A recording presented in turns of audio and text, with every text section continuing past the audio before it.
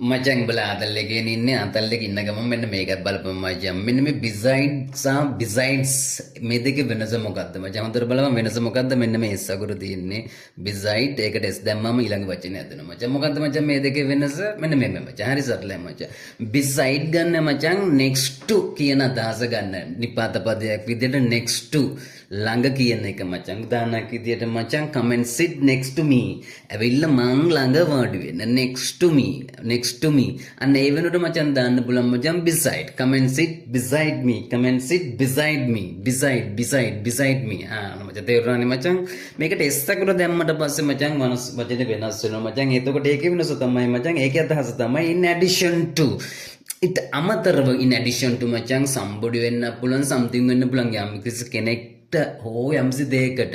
ඒ දේ හැර ඒ කෙනා හැර උදාහරණයකට මචං මචං is there anybody who knows Tamil besides me අන්න මේතන ඉන්නවද කවුරු හරි දෙමළ දන්න besides me ඒ කියන්නේ මම හැර besides me එහෙම නැත්නම් අපගේ ප්‍රශ්නයක් අහන්න do you like any other sports besides cricket වලට අමතරව besides cricket මචං තේරුණානේ මචං එහෙනම් බිසයිඩ් එකට S දැම්මාම වෙනස් වෙන තේරුම මතක තියාගන්න මචං නැවත අලුත් එකකින් හම්බ වෙනවා දේ අන්තිමට සතුටින් ඉඳපල්ලා අපි යනවා